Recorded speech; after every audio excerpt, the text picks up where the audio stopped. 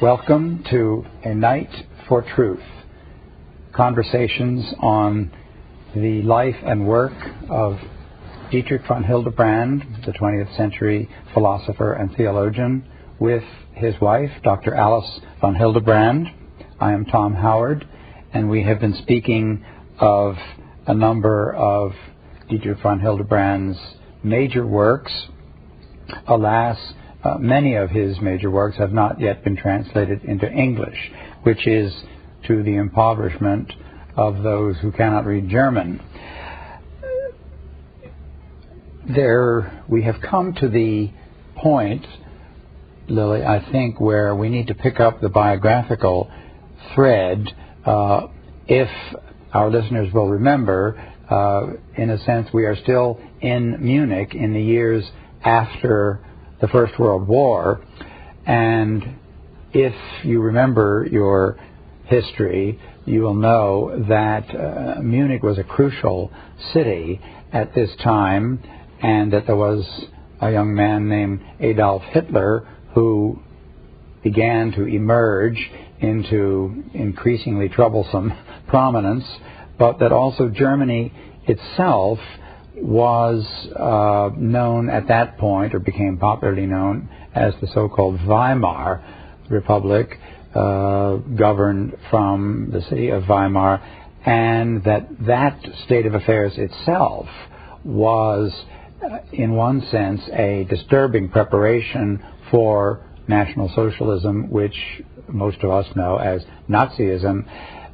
Well, you can't be a Dietrich von Hildebrand and ignore this.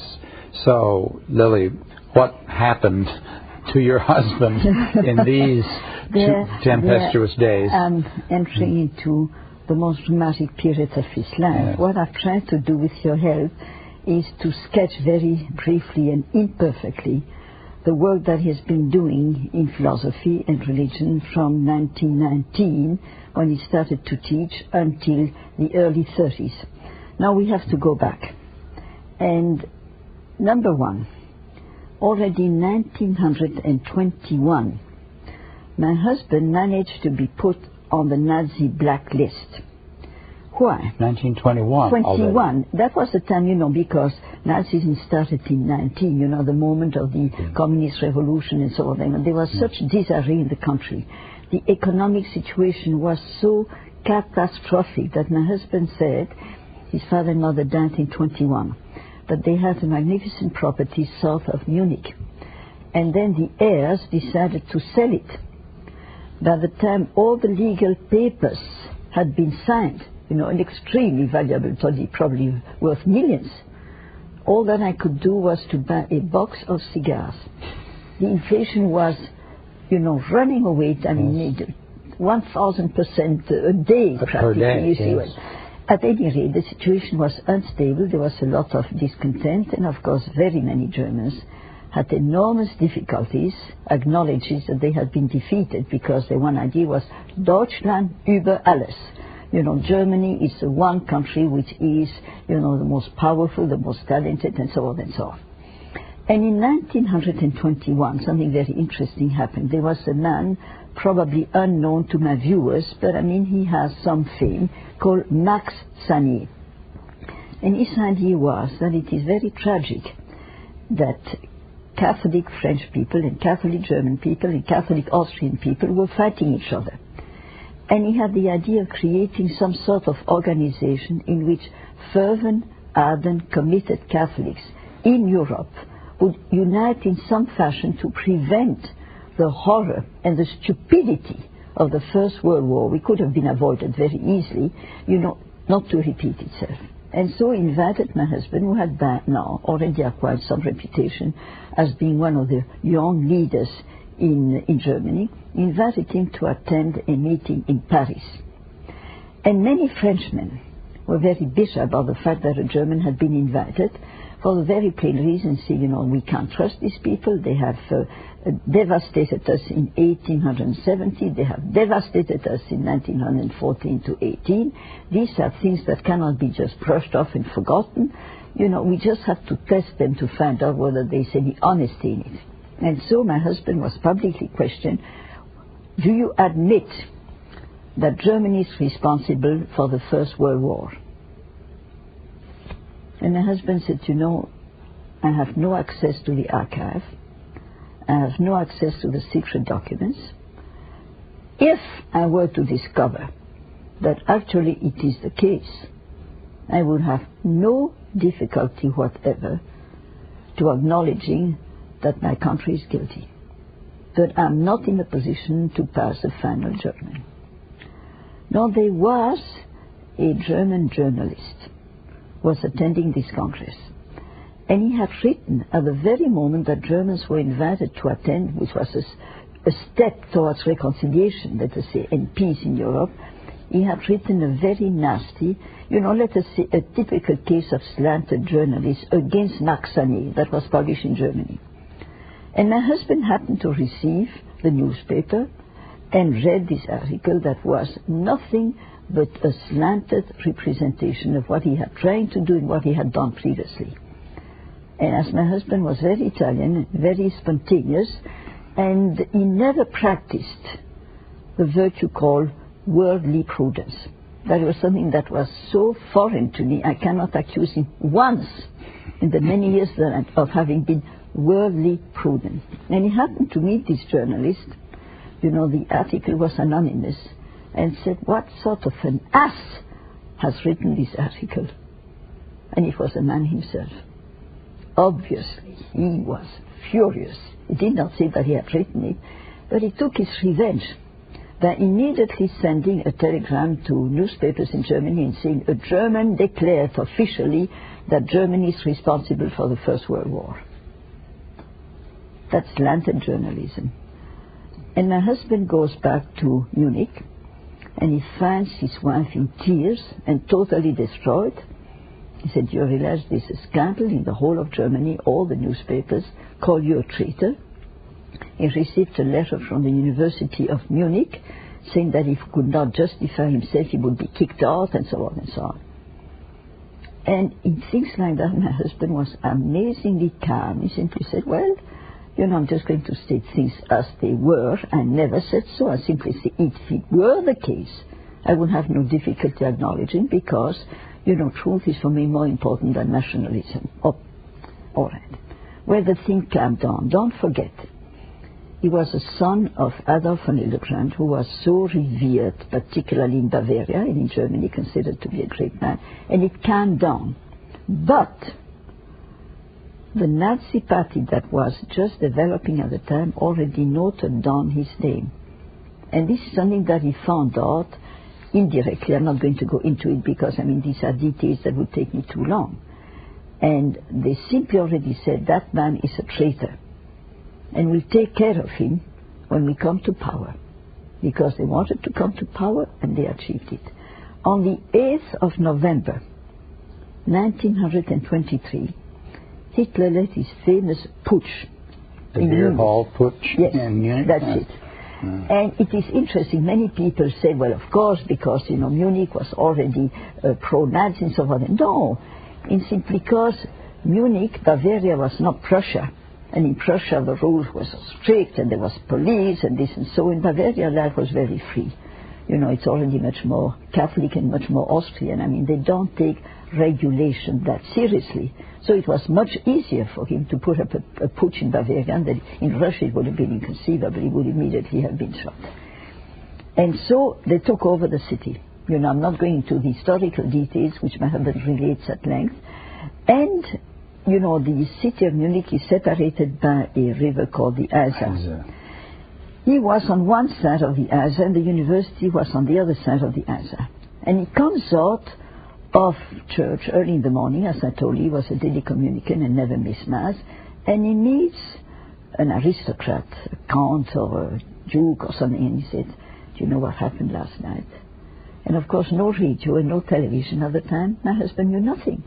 And he told him there was this fearful putsch, and Hitler has grabbed power, and the government has resigned. Don't forget, the monarchy had already been destroyed by the communist putsch in 1919. And then my husband rushed back home, and he called his spiritual director. And he said, Father, that is the situation. Should I go to the university and give my class? And he said, I'll call you back, I'll get some information. And he said, you know, the part of town that you live is not yet officially under their control. You still can go. And so he crossed the river, even though there were still soldiers there. They let him go through. He gave his glasses. And then the priest came back and said, you know, I just saw a proclamation that they're going to arrest people that are considering to be enemies. Your name is on the list. If they catch you, execution is immediate. And so you have only one solution: escape to Württemberg, the next province. You know, that was another governor. And so he immediately called his wife. He said, you know, I'm meeting you at the station, not the main station. He said, you go to the main station in Munich, and I will meet you the second or third station when there'll be less control. So that was his first escape. And he had good many in his life. And this one was the most peaceful. By the time he arrived in Württemberg, there was already the news in newspaper, the putsch has been defeated. So he peacefully went back to Munich. But nevertheless, his name was on the list of people to be arrested and immediately killed because he was a traitor. And then the whole thing seemed to be over. And for once, my husband made a mistake. He thought Nazism was over. Hitler was in jail, and, you know, he had made himself sort of ridiculous. He wrote Mein Kampf in a sort of canard. Was making fun of him, and it was selling for a couple of pennies in coffee shops and so on and so on. Thought it was over. And then he started his intellectual work and his lecture and his work at the university, and he's made friendship, and he was meeting the leading intellectuals of the day. He had inherited the house in which his father had lived. He had this magnificent house that he shared with one of his sisters, and it was a great life. You know, there were parties, and there were concerts, and there were music, and his brother-in-law's The Birds was played and had a tremendous success. I mean, in other words, it truly had worked years and years that were. But in the late 20s, all of a sudden he noticed, but goodness, it is not over. They're still working underground, and the Weimar Republic was in a very difficult state. There was one, you know, and then 2 or 3 people were assassinated. I mean, there was such an insecurity, instability in Germany. And he suddenly realized that, my goodness, things are getting dangerous. Wasn't the SA, the Sturmabteilung, beginning to form around Hitler, which was a sort of an unofficial army, but they wore armband. Already the swastika, I think, was appearing. You know, this is an interesting difference between C.S. Lewis and my husband, because they have quite a few similarities in their view of certain problems. C.S. Lewis had no interest in politics, absolutely none, to such an extent that he believed that the king of Greece was a Yugoslav or something. I mean, totally ignorant. When my husband said, well, I mean, this has consequences for Christian life and for the church, and he was very well informed. And then he suddenly started to analyze the philosophy of Nazism. That is to say, atheism, materialism, totalitarianism. And what is totalitarianism? The state is a supreme affair and has a right to dominate the lives of individuals. And he wrote one of his main books. Once again, I hope that one day a person would realize the importance of these books and help finance them. It's a 450-page book that he calls Metaphysics of the Community, in which he makes a very detailed analysis of communion, only some of his basic ideas of love and marriage are further developed, but then between communities. You know, what is a relationship existing between, let us say, marriage and the state, or the nation and the church? And, I mean, there once again he gave expression to his love for the church as a holy bride of Christ, the holiness of marriage as a community that glorifies God infinitely more than a state, the fact that certain communities are going to be preserved in eternity, and some of them are purely temporal, and, you know, in one very moment they vanish and they disappear, and so on and so on.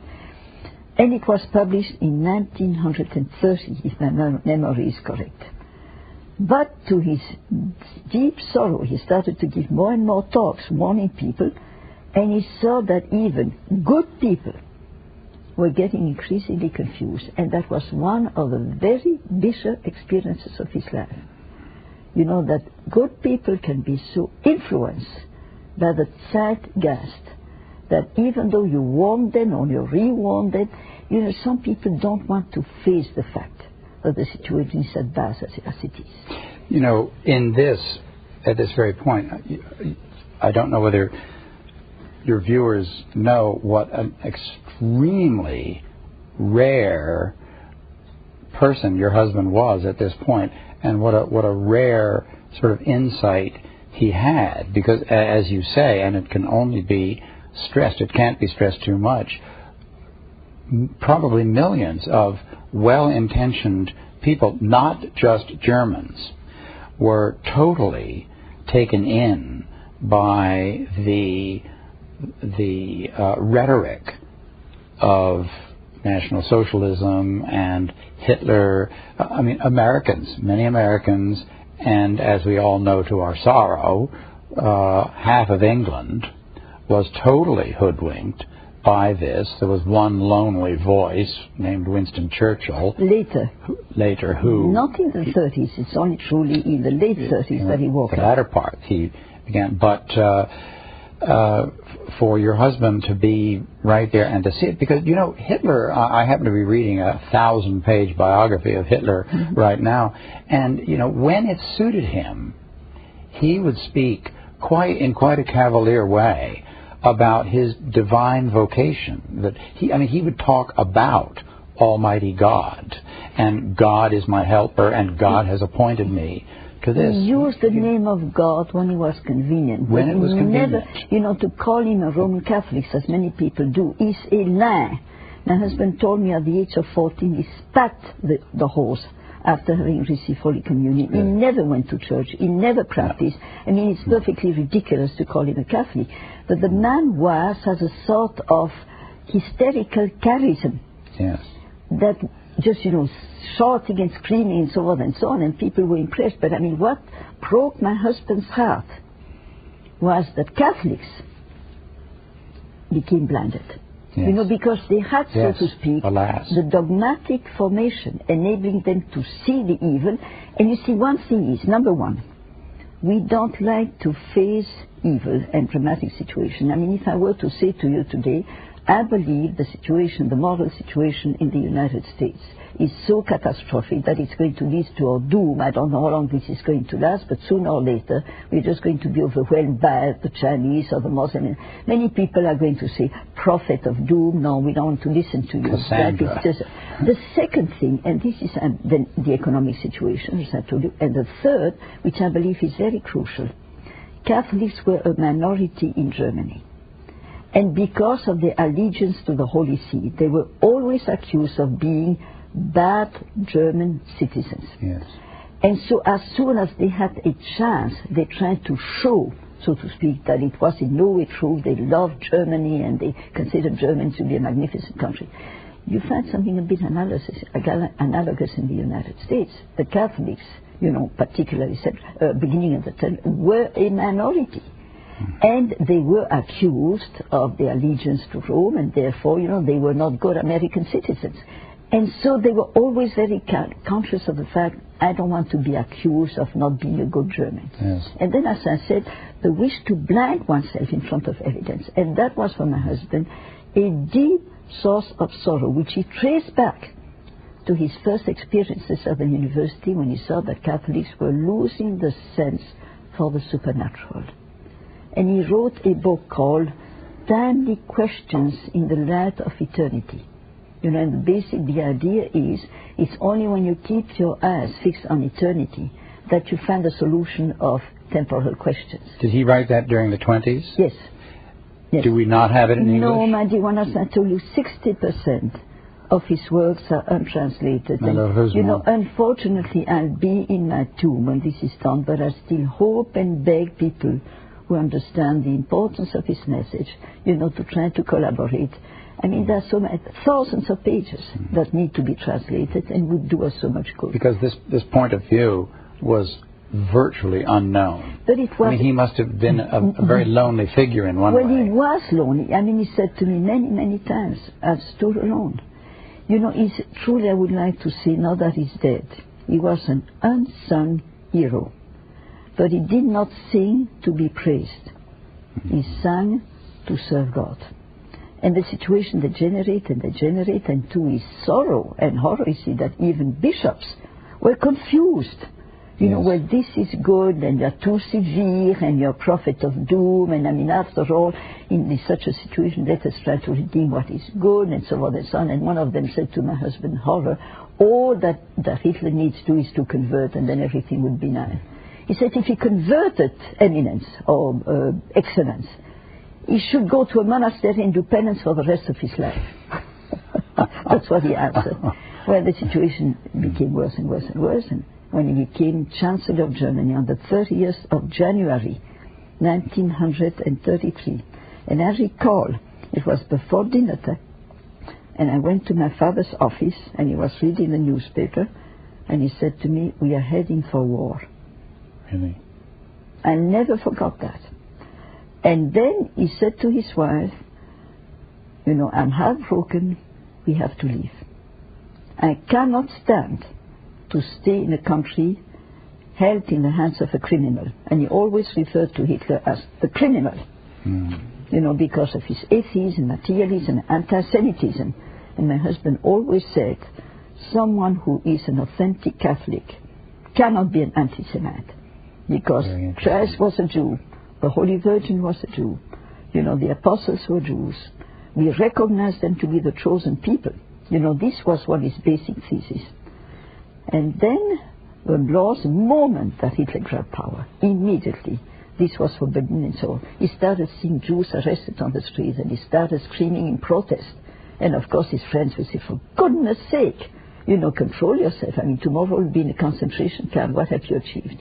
And he said, an alternative is, either I remain here, and as professor of ethics, I must scream on rooftops that what is taking place is abominable. The next day I'm in a concentration camp. So the only alternative for me is to give up everything. He had his house, he had his job, and he was only permitted to take 100 marks over the border.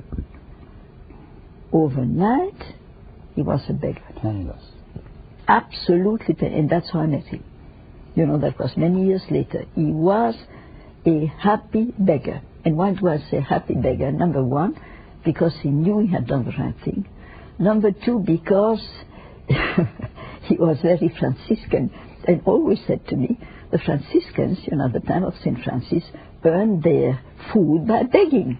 And he said, now, if you beg out of the love of God and you appeal to other people's charity, there's nothing to be ashamed about. So, I mean, he had a certain, so this is why in Italy, when there are beggars all over, he was always give every one of them. No, many of them might have been cheats, but he just felt somehow that he couldn't take the risk, that possibly it was a noble beggar, and then he would always give money. So did he actually geographically leave Bavaria at this point? He left overnight. And which border did he cross? Well, he crossed the Brenner, taking him to Italy. And don't forget his second sister, the so-called American sister, Liesel Brewster von Hildesheim, who had married this American and become an Italian, and they were living in Florence. She had inherited the magnificent mansion that my father-in-law had, because in the course of the First World War it was confiscated by the Italian state because it was German. And there was a conflict between Germany and Italy, so he lost a house. And he lost 5 houses he had in Italy. And then, as my sister-in-law was an Italian citizen, she bought it from the state at a very cheap price, and she lived and died there. She lived there the whole. And so he came to Florence. They had one little suitcase and 100 mark. He and his wife? And his wife. And he simply said to her, well, I'm a refugee. And she had a very warm and generous heart, and says, but obviously you stay here. You're trying to provide for your food. But I mean, there are 26 rooms in the house. I mean, of course, you can take what you please and continue your work. And so he was there from March 33 until August 33.